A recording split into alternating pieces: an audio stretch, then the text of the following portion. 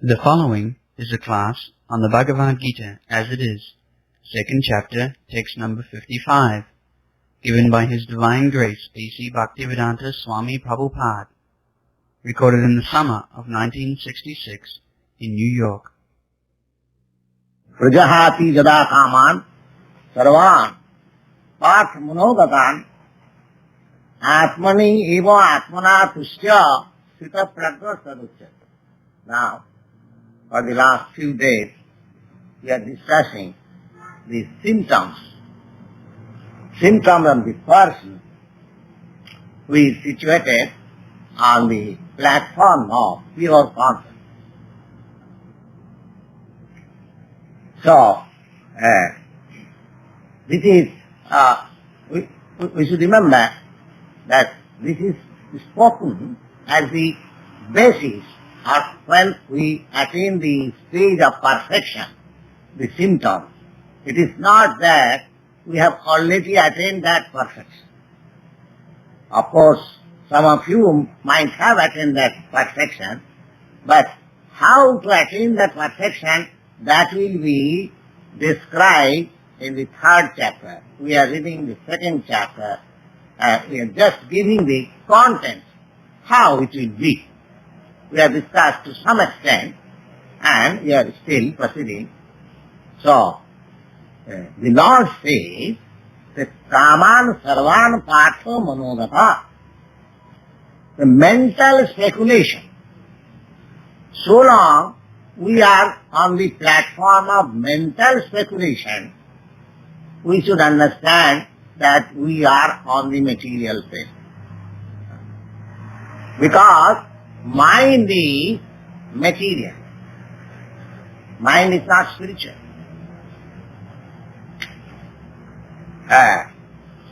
So, manogata, the special word is used here, manogata. Whatever we create in our mind, that is material. All creation. Mind is the leader of the senses.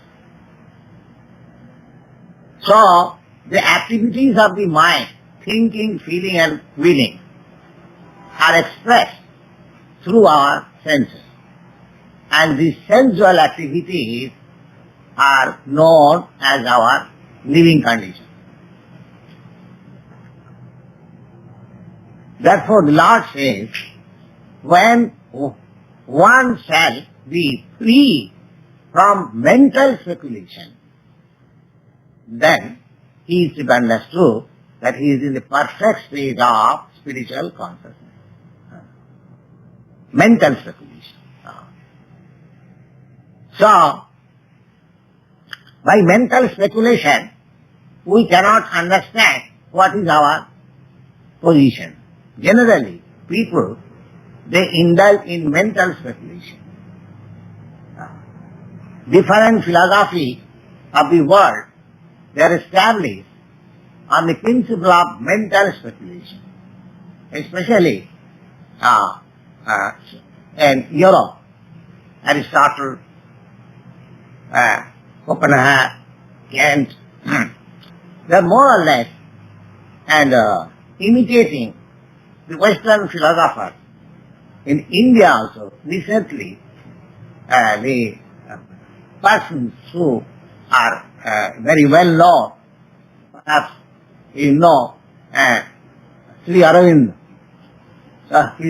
he is also speculated very nicely on the mental platform. Mental platform cannot give us the actual freedom or the happiness. Therefore, Lord says, one should give up all mental speculation and should be satisfied in the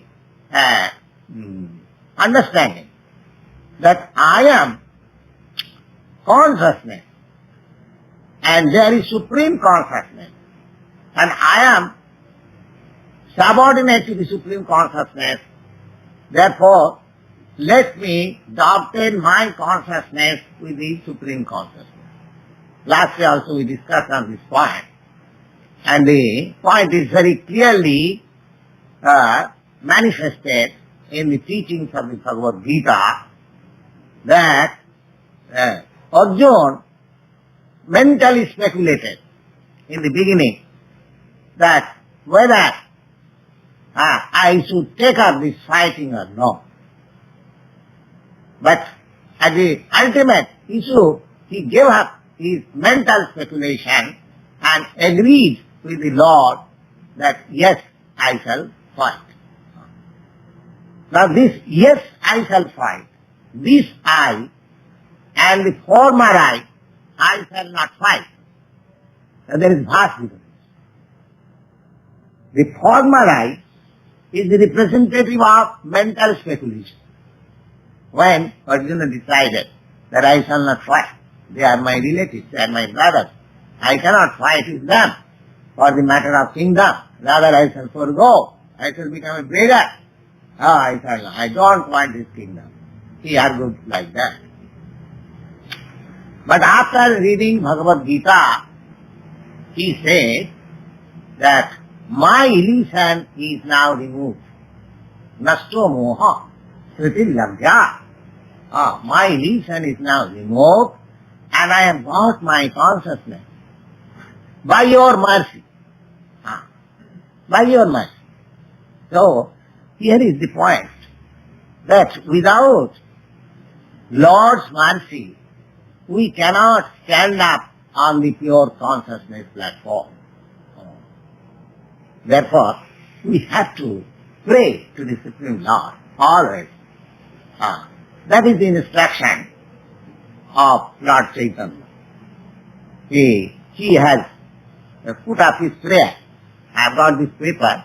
I will distribute to you after the meeting is over. That he says, my dear Lord, Krishna, somehow or other, I am fallen into this ocean of misunderstanding. Ocean of misunderstanding. The prayer is just like this. I utter the whole Sanskrit structure.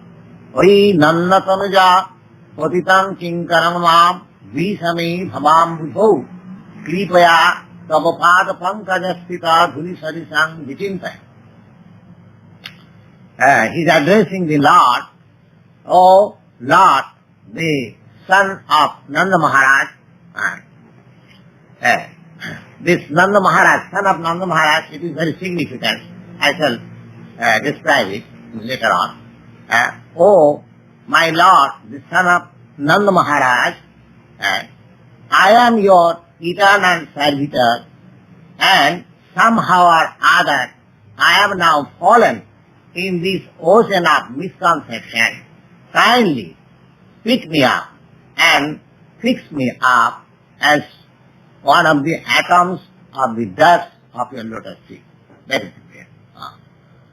So, we should be conscious in this way that I am your eternal servitor.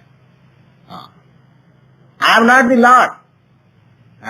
As soon as we make mistake that I am the Lord, I am the Supreme, then this illusory energy entraps us. This is also illusion. This is the last snare of illusory energy, that I am God. It is a long philosophy. Of course, there is a class of philosophers who proclaim that I am God.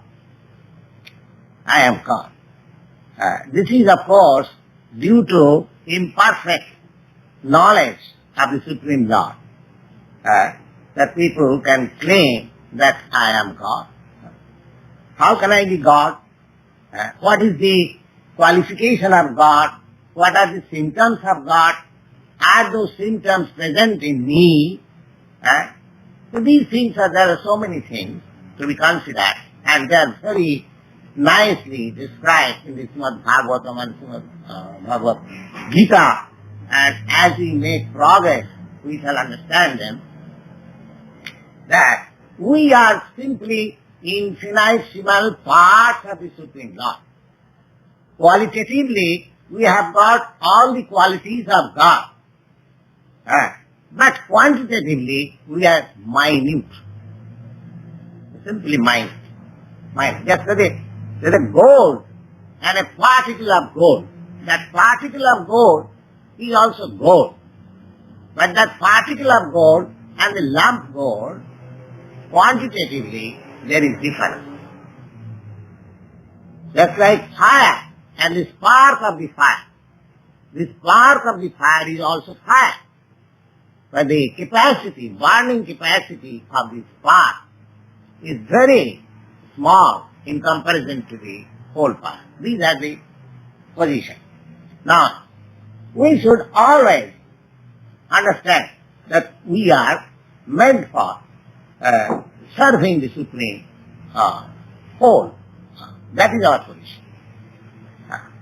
So this position, maintaining, and mental speculation that I am the Lord by argument, by juggling of words, the Lord says, Krishna says, we should give up all these things.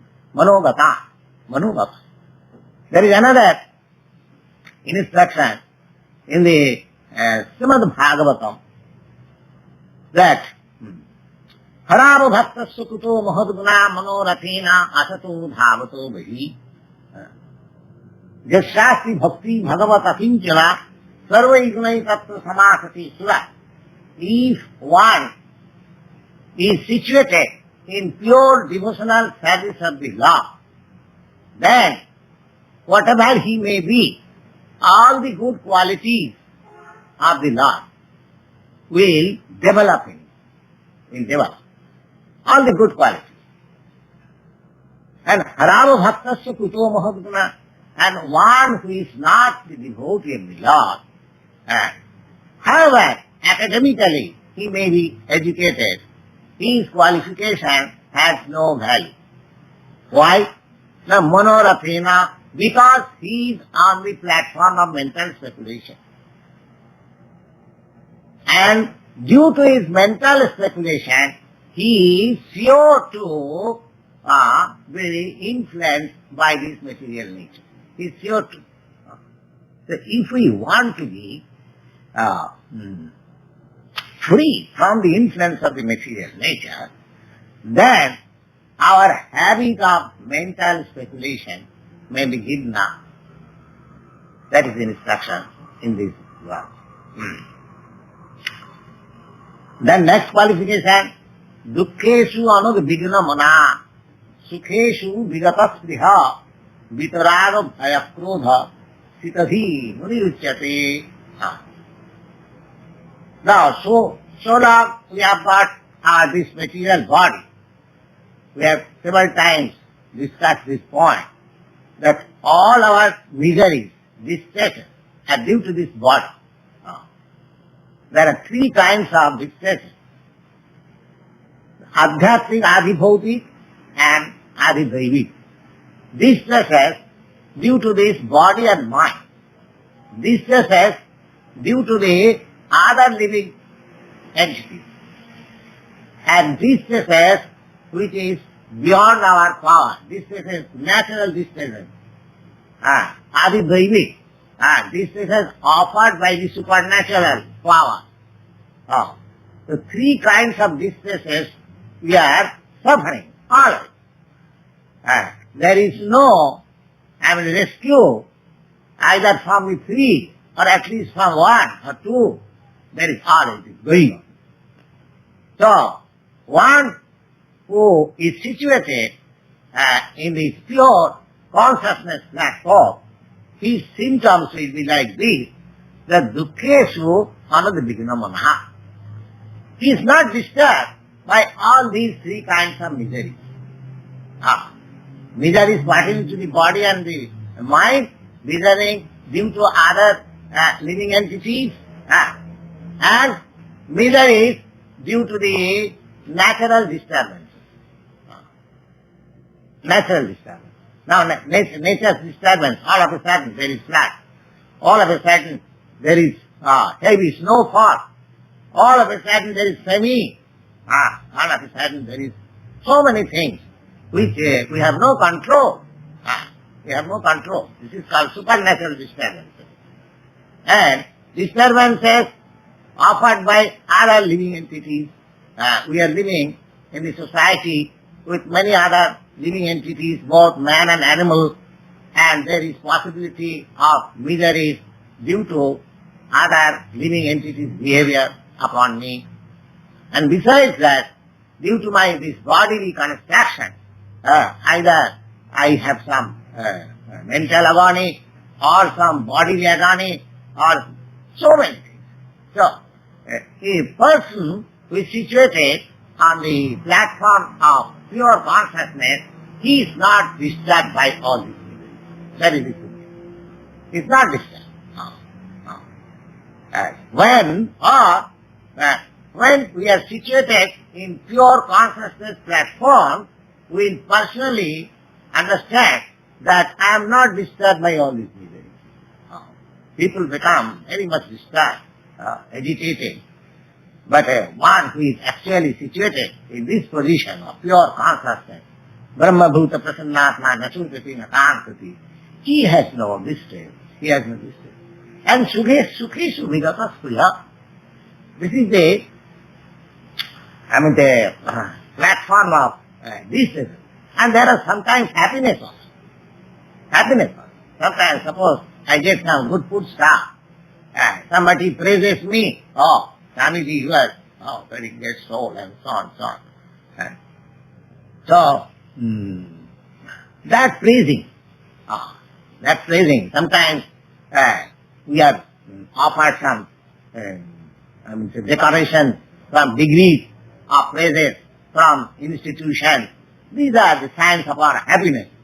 But one who is situated in pure consciousness, he is neither disturbed by all those distresses, neither he is actually happy by all these designated offerings. Because he knows that these designations, suppose I have passed my MA examination, and in the university, in the convocation meeting, I get the degree, and people applaud me. But if one is situated in consciousness, he will understand what is this degree. Oh, this degree is due to this body. As soon as this body finishes, all this degree will finish. Because if it is a fact that if I have to take another body after leaving this body, then everything in bodily connection will finish as soon as I give up this body and take another body. That is my position. Therefore, one who is convinced, one who knows actually that I am not this body, I am pure consciousness. So, these degrees or some good palatable food stuff I have been offered by some friend. I am eating. Oh, I am thinking, oh, how happy I am. Now, what is that happiness? That happiness is due to my tongue only. But I am not disturbed. These things will appear one is purely conscious. But that does not mean that I shall not eat or I shall not associate in the society. No. I shall be everything. I shall be. But I must always know that I am aloof from these. My position is that I am subordinate to the Supreme Consciousness and I have to act in that position. So in spite of all this, he is aloof from all this. That will make him completely happy. Vitaraga bhaya krodha sitathi muni uchyate. And because such consciousness prevails, so he has neither attachment, raga means attachment, and bhaya means fear, being afraid of. Now suppose somebody says, oh, I shall kill him. I shall kill him. Somebody becomes very much afraid. But a person who is situated in pure consciousness, he is not afraid. We have got very practical example in the life of the great philosopher, Socrates. He believed in the immortality of the soul, and he was offered hemlock poison, that if you believe in the immortality of the soul, then you drink this poison. Yes, he should drink it. So he drank it, and his body, of course, stopped functioning because poison will act. But he was not afraid of drinking poison because he was completely situated in that platform. So there is no fear. So long bodily conception of life is there, so fearfulness will be always there, in proportionate. As much I get rid of these bodily conception of life, then my fearfulness also decreases. And so long I am absorbed in bodily conception of life, my fearfulness is greater. The vitaraga bhakti, because the function of the body, so far our body is concerned, there are 4 things, demands of the body. Ahara, nidra, bhaya, maithun. Ahar means eating, and nidra means sleeping, and bhaya means fearing, and maithun means mating. So these are the demands of the body.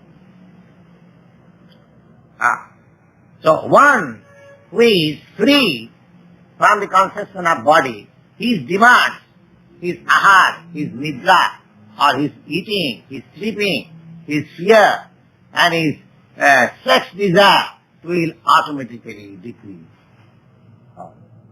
That is the situation. That is the situation of pure consciousness. Vitaraga bhakti sitadhi muni uchyate. Sitadhi muni uchyate. Even he is not affected by the greatest allurement. Greatest allurement. The next position is jasarvatra anahisneha tattat prapya subha subham nadhinananti nadeshti tasya pragya pratisthita. Now, our affection between ourselves is due to this body. Now, I am Indian. Suppose I find some gentleman in the street of New York, an Indian.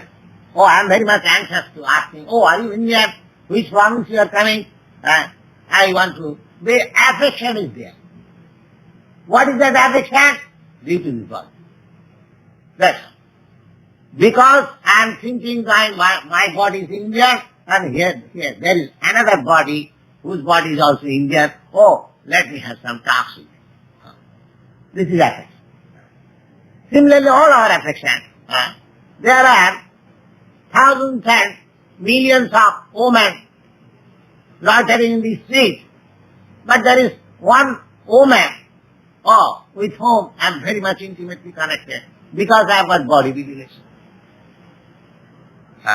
Leaving aside all the women, I call one particular one, oh, she is my wife. Or the wife says, she is my husband. Why? This body. So this body, one who does not identify with this body, therefore his bodily affection also diminishes. His bodily affection also diminishes. Now the stage of sannyas, just like we have adopted, this is a practical example how much one has been able to become free from bodily affection. This is a chant. This is chant giving. Just like at home, I have my wife, I have my children, I have my grandchildren, everyone. I have my daughters and everyone. But somehow or other, I have thought that what is this relation? Therefore I have been able to live alone from this body relative. And actually, in this old age, one should desire to live within the family with wife or children, and there are so many comforts. But no. This should be the development of one's consciousness is that he should voluntarily try to, become free from this affection. Why? This affection is not bad, but this affection will lead me again to have another body. And my whole process is that how to get out of this bodily relation, janma mrityu jara plan. The whole human activity should be concentrated to get rid of this bodily, material bodily connection. Then I shall be happy. Real happiness, real freedom. That is real freedom. For want of the spiritual knowledge, we do not know how much free we are. Even in this material world, within this universe, in the upper planets, they are called heaven, or, of course in Vedic language it is called heaven, and in other languages it is called heaven. But there are many planets. Beyond the heaven there are many good planets. There are 7 planetary systems. This is called Bhulok. Then above this there is Bhugolok. Then there is Sargalok. Then there is Tapolok. Then there is Mahalok. Then there is Satyalok. Just like so many planetary systems there are. There is one planetary system that is called Siddhalok. Even in this material world, with this material body, they are so perfect that here you go from one place to another or one planet to another. Of course, that is not necessarily successful, but it is not very difficult for living being to achieve that success, because we have got information in the Bhagavad that in the Siddha law, the inhabitants there, with this very body, they go from one planet to another without any instruments, without any Sputnik, without any aeroplane, or without anything. Yes. We have got this information. They take pleasure in the sky. Just like sometimes we stroll in open field, similarly they take pleasure in the sky traveling. You see? So that is possible. But still, they are mortal. They are mortal. They have got this material body. Now, when you get spiritual body, how much freedom you have? How much freedom you have? So, you should be very clever to understand about the spiritual life. We should not be dragged to this material conception of life due to this false affection. This bodily affection is false affection, because the body will not exist. Suppose I and my wife or my children, we are all very happy. Pasyannapi na pasyati. Tasya nidhanam brahmatya pasyannapi na pasyati. It is said in the Bhagavad. That, now, for example, suppose if you are preparing very nice thing, a nice, very nice house, alright. If somebody asks you, well sir, why you are building such nice house? Now, if you answer, yes, just to set fire in it. So what the people will think, what a fool he is, that he is building such a nice house and at the end he will set fire in it. Then why you are taking so much trouble, sir? No? Yes. This is called, actually our position is like this. Actually our position is like this. Because the whole life I am working so hard because for maintaining this temporary body of myself, my son, my daughter, my father, my mother. So setting fire. At the end, they setting fire. Setting fire, I am speaking specially because after death, as you put it into graveyard, in India, in Hindus, they set fire. They set fire to the dead body. So, every thing that we are creating, that will be at the end, it will be set into fire. The Bhagavad says that pasannapi napasya, tasya nidhanam, everything will be destroyed. And still, the thing which will be destroyed, we are after them. But the thing which will exist, nahannate hannamane sarire, which will continue to exist even after the destruction of this body, we have no information. We have no information. Neither do we try anything for that thing. Bhagavad Gita's teaching is sublime because it gives you the practical lesson for the supreme, your spirit soul. Material education, material advancement civilization is just like building for setting fire in it. It will be lost. It will be lost. So many empires have been built up and so many empires have been demolished. That is the history of the world.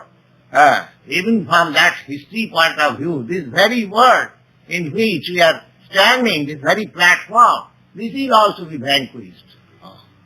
That is the law of this material nature. Nothing will subsist, nothing will continue. Everything will be finished. Just like this body will be finished. Now I've got this beautiful body. Suppose 70 years, my age, 70 years before, the body had no existence, and say after 5 or 10 years more, the body will have no existence. So for 70 or 80 years, this manifestation of the body. So what is this manifestation in the course of this material world? So many things coming, just like a bubble in the ocean. Just like if you travel over the sea, you will find so many waves are tossing each other and so many bubbles are formed, and again it is submerged in the water, no account of it. Similarly, all these manifestations are coming and going and coming and going, and that within this coming and going, there is the actual spirit soul which nahannate hannamane sarire, which exists, and we are that permanent existence. We are that permanent form. Not that we are formless, we have got form, but it is very minute. We cannot see with these eyes. Our eyes are always imperfect. What we can see? We cannot see which is situated in a very long distant place. We cannot see even our eyelid. So these eyes are very conditional. So how we can see what is my constitution? These things have to be considered. One should take account of the spiritual. Now begins from that consciousness. That's what I am this consciousness. I am not this body. That education begins from there. And whole practice, whole idea should be to detach myself from this misconception of life. So one of the symptoms is that just sarvatra anavisneha tattat prapta sudhatumam nabhinandanti na vesti tasya pragya pratisthita. Now, no abhinandanti. Now suppose one has done very marvelous work. So we should not be very much enthusiastic to praise for such one. But what is that work?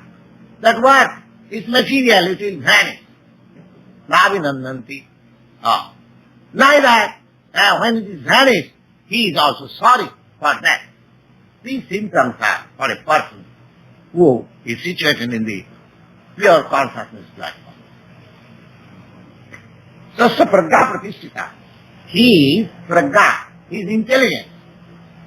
Mind that. Intelligence is above the mind.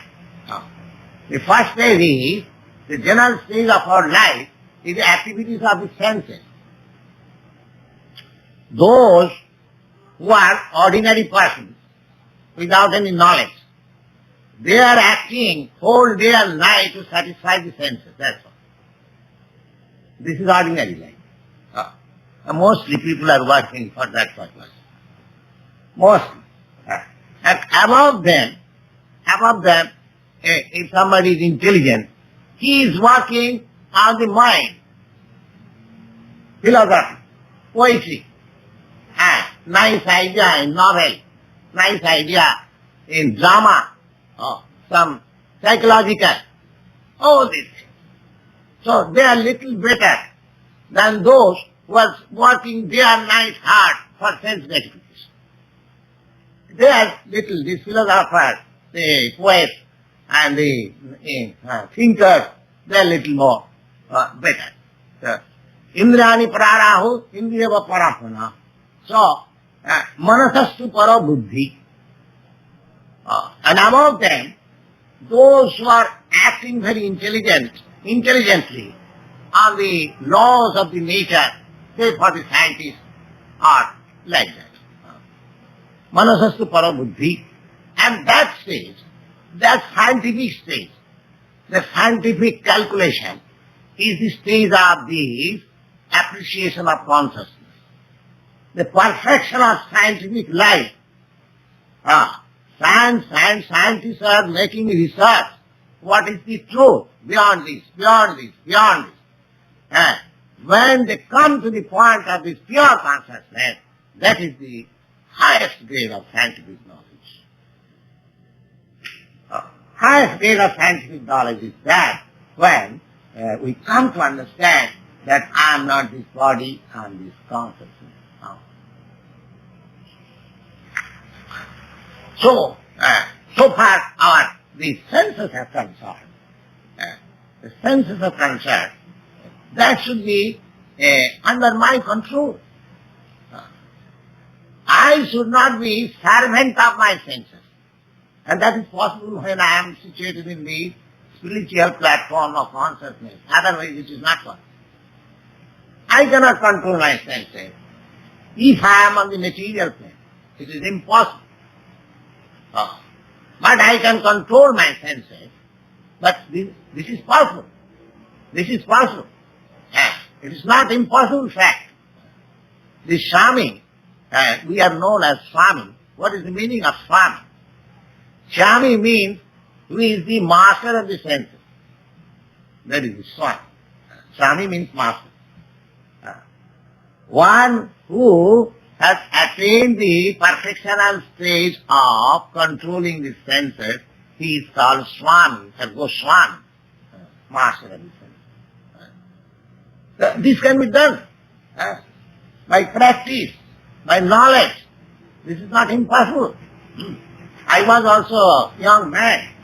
I was also married. I have got my wife still living and my family is still living. But somewhere or other, by practicing or by some knowledge, I have come out of the clutches.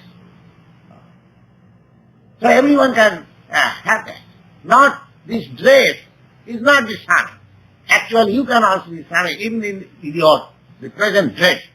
The dress is immaterial. The actual fact is that one should, by spiritual development of consciousness, they should come to the stage of becoming the master of the senses.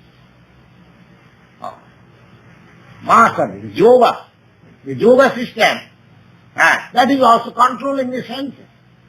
That is controlling the different asana, different situation of the body, that is mechanical. Something is done by mechanically and something is done by pure knowledge.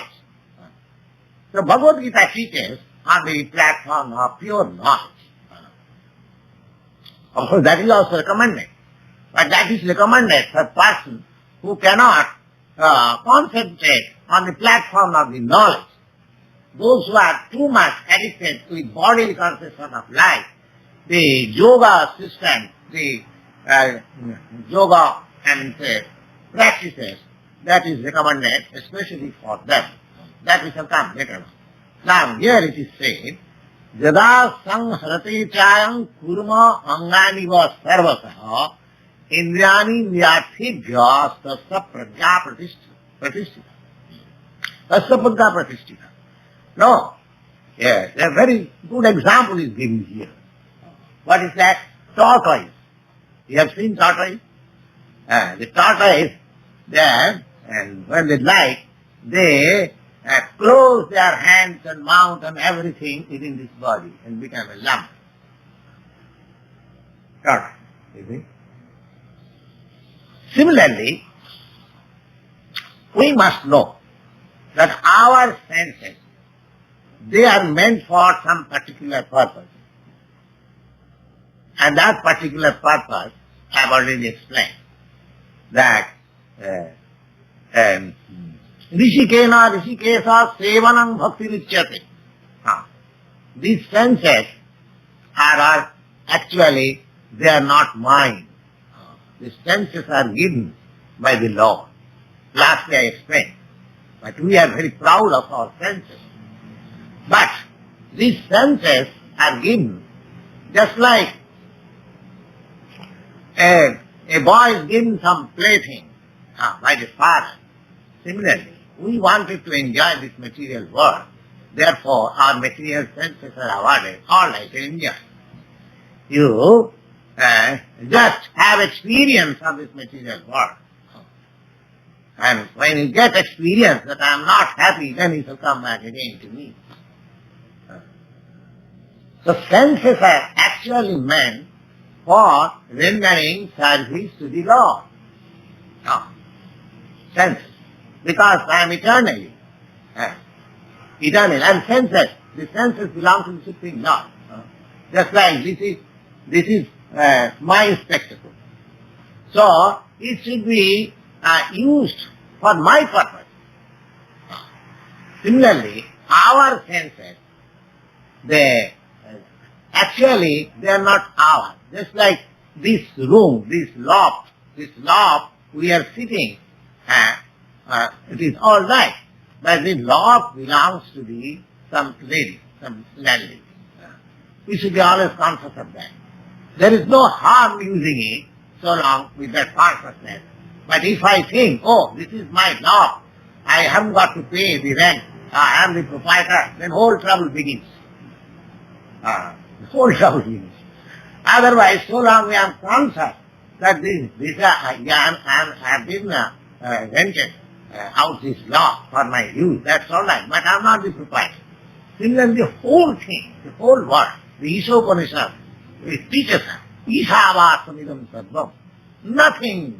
Nothing belongs to you. Everything belongs to God. Everything belongs to God. There is a story that God loves when two parties fight for the land. Actually, we have seen in India when there was partition day, the Hindu-Muslim fought. And when both of them died and lied on the street and strewn all over the street and asked them, now whose land it is? No, nobody replied. Nobody replied. The God's land will remain here. And we simply fight that this is my land, this is my land. These are all these, paraphernalia of our illusion. So here, God says, Jada Sanghati Chayam Kurmanganivo Sarvas. Just like the tortoise closes his senses according to his wish. And similarly, the person who is able to use his senses according to his own control, he is to be understood that he is situated in the spiritual platform. Use of the senses is not bad, but one should use when it is needed, not according to the dictation of the senses. No. Not according to the dictation of the senses. You will find here in the Bhagavad Gita later on that God says that sex intercourse for generating a child is my sense. The God says, I am. But beyond that, sexual intercourse is, the Lord says, I have nothing to do with that. So in every way, He does not prohibit that we should not use our senses. No, we shall use our senses when it is required, not according to the dictation of the senses. That we should be in that platform. If I am following the dictation of my senses, then I am not the master of the senses. I am the servant of the senses. So actually, our position is like that because we have forgotten our real master, the Supreme Lord. By illusory energy, we have been put to be servant of these senses. Instead of becoming servant of the Supreme, we have become the servant of the senses. The whole material life is nothing but servant of sense. Servant of sense. The whole people are working whole day hard. So the Bhagavad has diagnosed why they are so much enthusiastic in working so hard.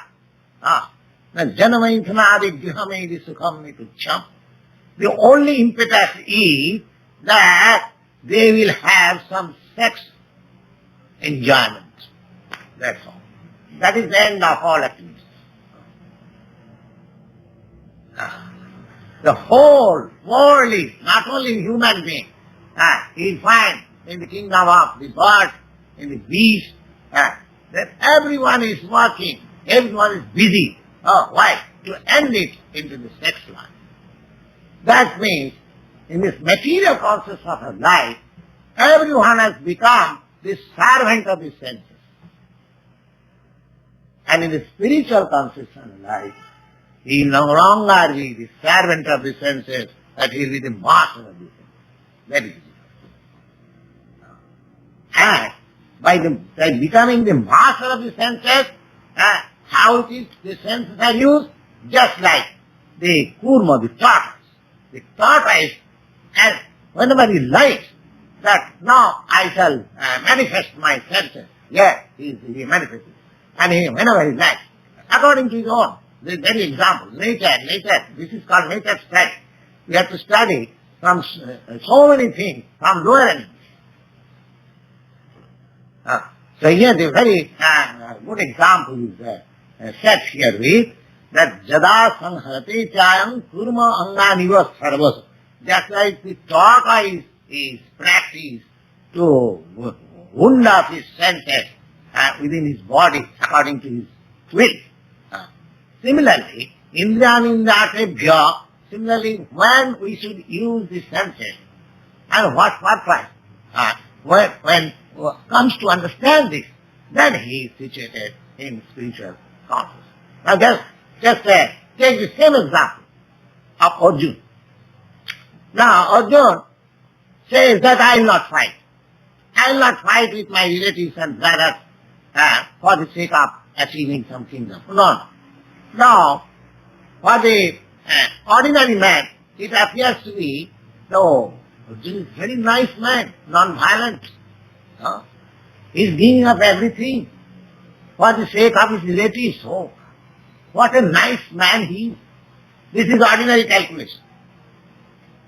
But what Krishna says, you are fool, damn fool number one. And that we have already discussed. Asatyanam sutastam pragyavadam subhasate. My dear Arjuna, you are talking like very learned man, but you are number fool one. This is the, reward gift. Right? You are declining to fight. This is your nonsense. Now just see, the things which are estimated in the public eye, very nice, very good, that is condemned by God. Condemned by God. We have got so many examples and experiences like that. What is eulogized by some of our friends is condemned by others. The whole thing, our perfection of any act, that should be satisfied by the Supreme Lord. Dharma sanustitasya pungsha. Sanustitasya dharmasya sanasiddhi haritosana. Haritosana. We have to see whether the Supreme Consciousness is pleased with this action. So Arjuna's action was not approved. Not approved by Lord Krishna. But the same Arjuna, he fought at the last, after hearing the instruction of Bhagavad Gita, he engaged himself in the fight. Now here the senses, in the fighting, we require to use our senses. Now, when the senses were withdrawn, when the sense satisfaction was, the Arjuna's statement that I shall not fight, that was his sense satisfaction. Because he was thinking in bodily relation, therefore that sort of thinking that I shall not fight, this mental state was his sense satisfaction. But here, when he agreed to fight, that was not his sense satisfaction, that was the satisfaction of the Lord. Therefore, we have to purify our senses, not to use it for my satisfaction, but to use it for the satisfaction of the Supreme. That's all. That is our perfection. You are not devoid of the senses. Not that after being situated in spiritual consciousness, your senses become null and void. No. Senses cannot be null and void, because life means senses. Without senses there is no life. But this is the process of purification of the senses. That's all. Now, there is another example. In India, there were, why India in this world, as within our memory, there are two great wars. World War number 1, World War number 2, we have experienced. So I think some of you or many of you have not experienced what is the World number 1. In 1914 it was started. And I think none of you were born in 1990. So as I was a child at that time, the war was declared in 1940. So beyond these two world wars, there are another two great world wars that is mentioned in the history of the epics of India, Ramayana and Mahabharata. The war between Rama and Ravana, and the war between the two cousin brothers, Kurus and Pandavas. But you will be surprised, in these two wars, God is the hero, practically. In the war between Rama and Ravana, Rama is also the personality of God as incarnation. And Krishna is also present. In two wars, the God is present. God is present. You see? And Hanuman, for the sake of pleasing the Lord, he set fire to the emperor of Ravana, to the empire of the Ravana. And here also you find that Arjuna is fought for the sake of the Supreme Lord Krishna. The fighting is not there, provided it is fought for pleasing the Supreme Lord. And fighting is also necessary sometimes. We cannot make the world non-violent. Everything will remain. In the laws of nature, everything will, the sex life will remain, the fighting will remain, and whatever we are seeing in our experience, everything will remain. We continue to remain. You cannot abolish a drop of it. But the whole process is that we have to purify